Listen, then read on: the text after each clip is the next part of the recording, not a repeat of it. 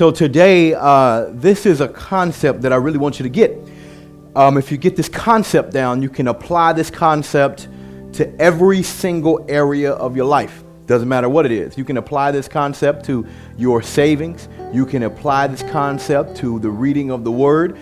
You can apply this concept toward going toward whatever goal you set a couple of months ago. It does not matter what you apply it to, but if you apply it properly, you will get there. This is a concept. It's very, very simple. It's very, very simple. And the concept is one that's found throughout the Bible, is one that's found throughout any type of literature that you're going to read regarding being successful, regarding saving money, regarding being financially free. It's the same thing. It's woven throughout. And I'm going to make it very, very simple. I did not come up with this term. I wish I had of, but I didn't. And the term is called the slight edge. I'll say the slight edge.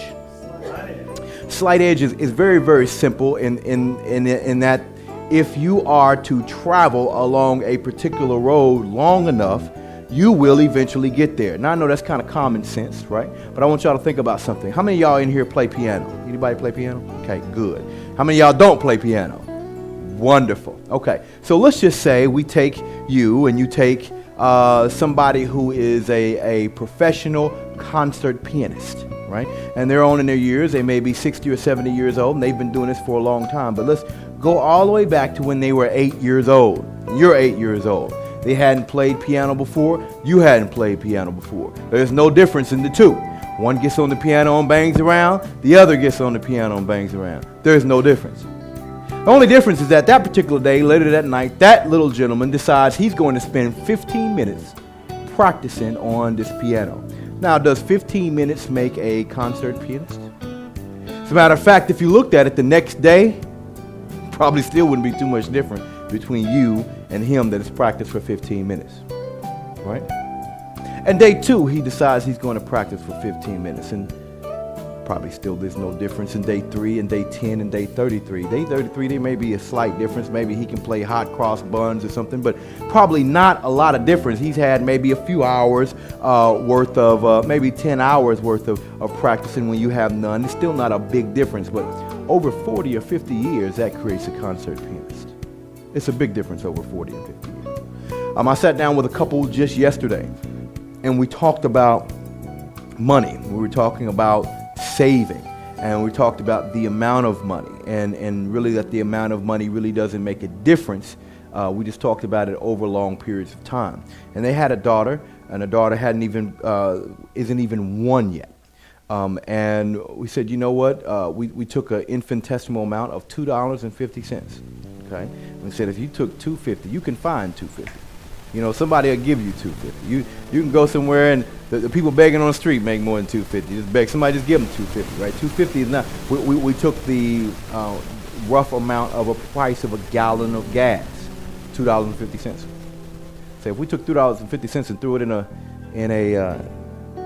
an account and kept it there, and we calculated that if we kept it there until she was 18, what would happen is that baby would have $30,000 from $2.50 a day. Now, $2.50 a day is not a lot of money, okay? If I save $2.50 today and you don't save anything, at the end of the day, I'm $2.50 richer. Is that a lot of money? No.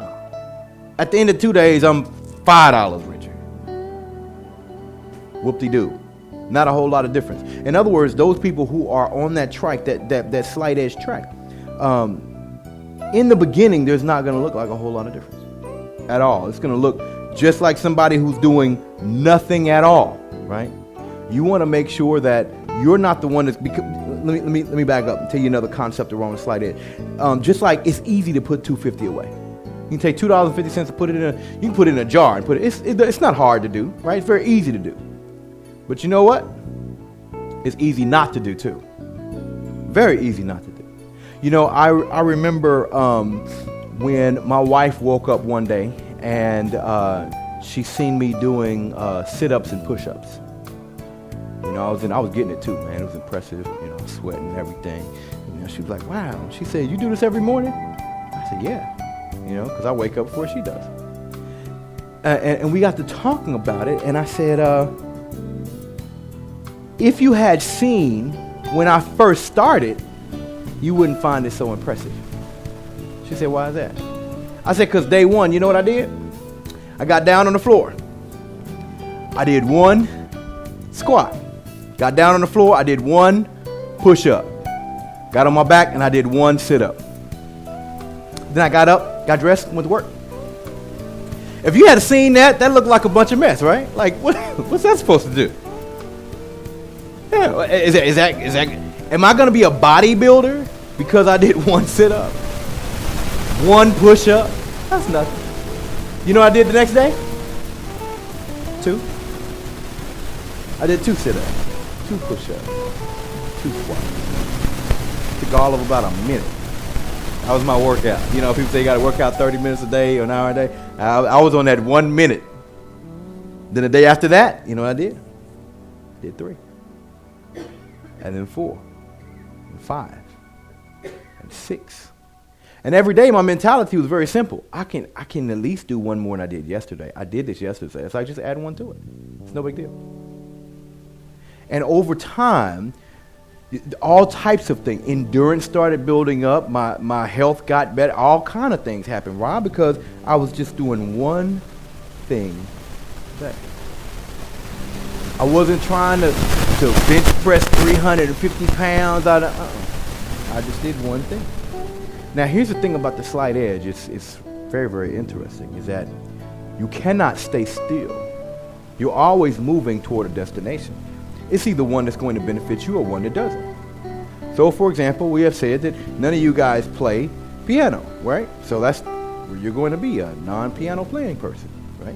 You're either going to be able to play or you're not. You're either going toward that arena or you're not. You're either going to win with money or you're not. You're either going to win with your goals or you're not. There is no in between. There is no stagnation. There is no stop. There is no, I'm just going to wait here. No, you're always moving toward one of 2 destinations. So the thing is, where is your path leading to? Right? I remember every day, my last book, I wrote the entire thing, y'all. Every day I woke up early in the morning.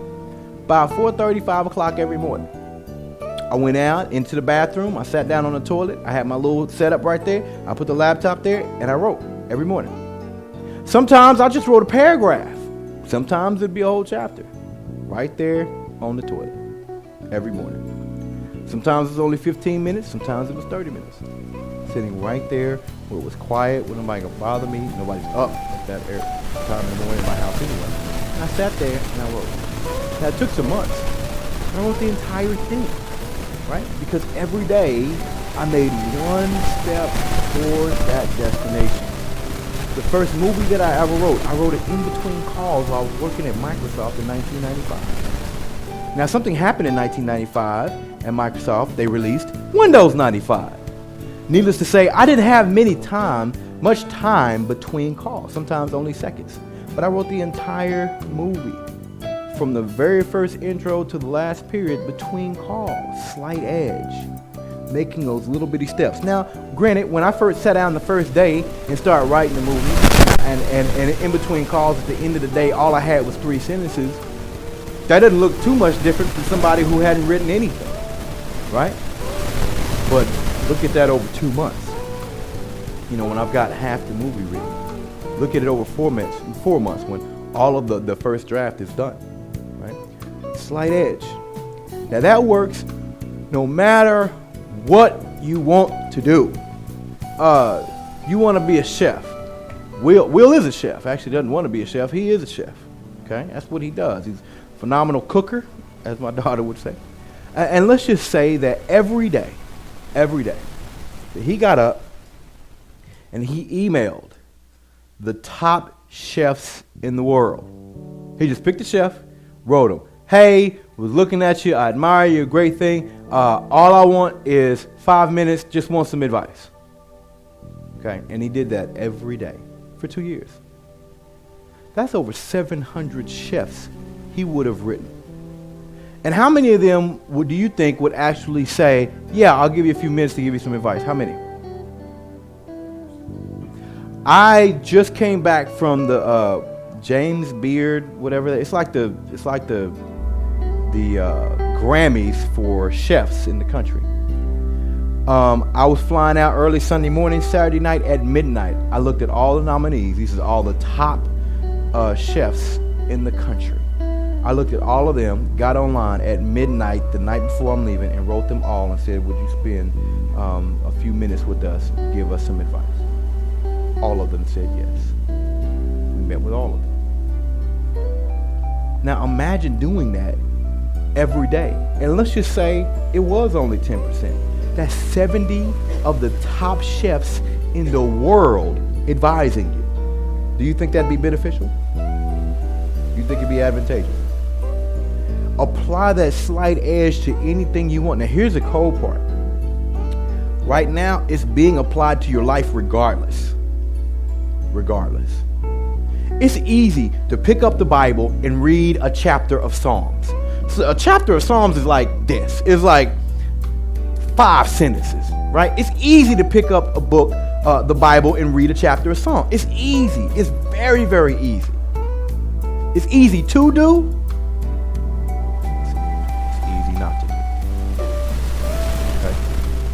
Imagine if you said, you know what, here's what I'm going to do. Every day, I'm going to do 2 things. When I wake up, I'm going to spend the first 15 minutes of my day reading the Old Testament. Before I go to sleep, I'm going to spend the last 15 minutes of my day reading the New Testament. 15 minutes, that's 30 minutes a day. It's not a whole lot, okay? Depending on how fast a reader you are, your first day, you might not make it through Genesis 1, okay? And if you're going to sleep at night and you're reading the New Testament, and you start with Matthew 1, I promise you, you won't finish Matthew 1 before you go to sleep. Because you're going to fall asleep in those begats somewhere, boy. Oh, begat so-and-so, begat so-and-so. You're going to wake up tomorrow and have to do it again. But imagine if you did that every day. How long have you been saved?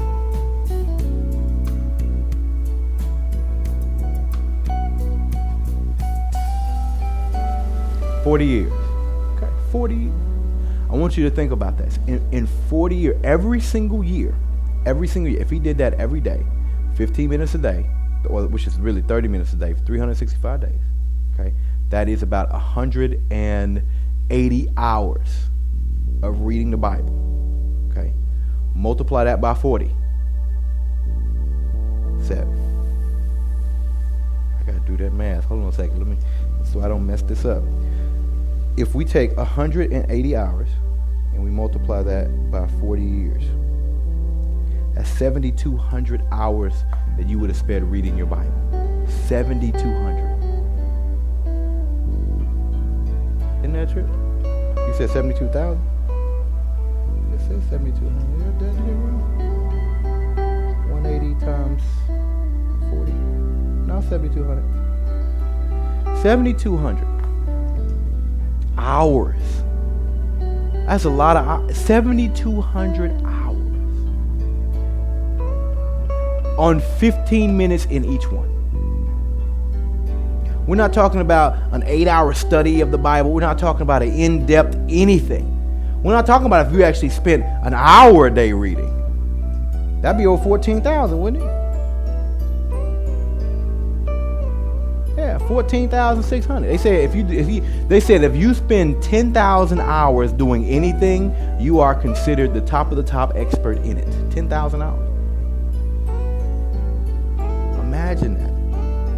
Slight edge. Now, once again, 15 minutes in the morning, 15 minutes in the evening. That's not a whole lot. But over 40 years, 7,200. I mean, you would know this Bible inside and out. Imagine that.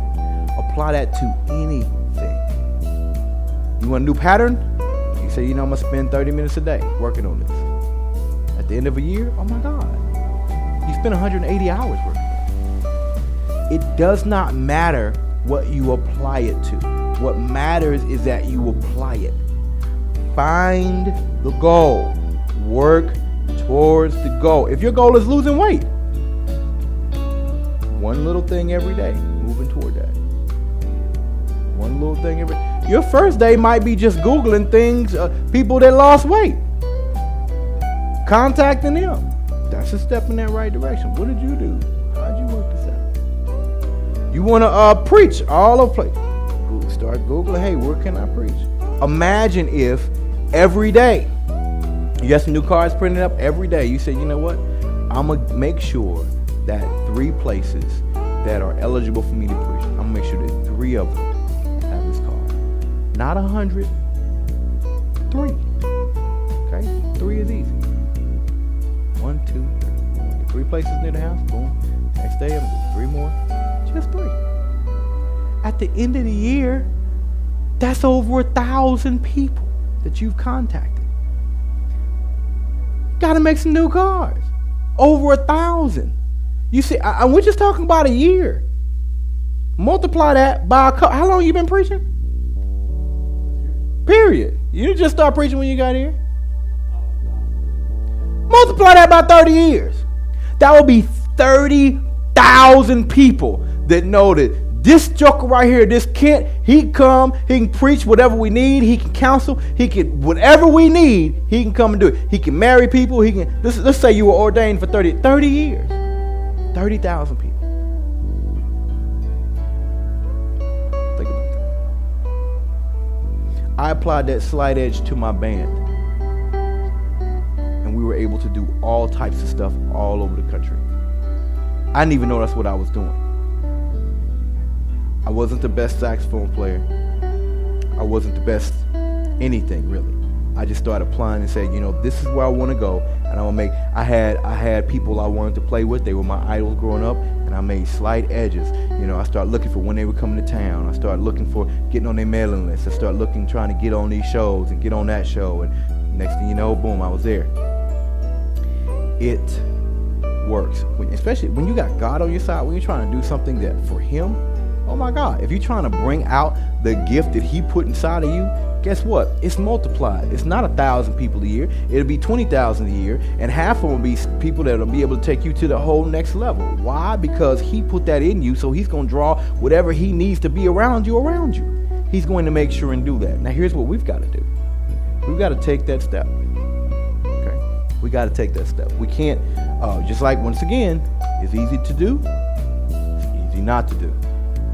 I want you to think about all the things, I've talked to y'all. Y'all want some stuff in y'all life. You know, y'all want some stuff. Y'all want God to do some stuff. You know, so I'm glad you're here because y'all want God to do some stuff.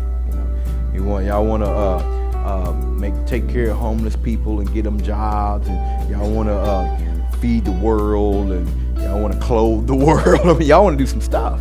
You know, well, we're gonna have to take that slight edge. As a church, we're taking the slight edge, little bitty things at a time. Y'all, every Sunday we spend 15 to 20 minutes with y'all getting trained, right? Every Sunday. Okay. Now understand that even though while I take people through the training, we're actually getting ready to have a formalized thing where we take about 100 people through maybe 10% of what y'all do, and it's $500. And y'all will get this every week for every year. So at the end of the year, that's 52 sessions of this that you've gone through. They go through 12 a year. Y'all went through 52. It's a wonderful thing. Slight edge. I want to make sure, hey, we start training this. Before I start training y'all, I start training some other people. Slight edge. It started a little bitty. It started big. It didn't start with a business. It started a little bit. Okay? That's why the Bible says don't despise small beginnings. Started a little bitty. Jesus started a little bitty. He was a little bitty when he started. Okay? Well, he wasn't a little bitty when he ended. Doesn't matter where you start. It matters where you end up. If you take that slight edge, you can get to where you're trying to go. Amen?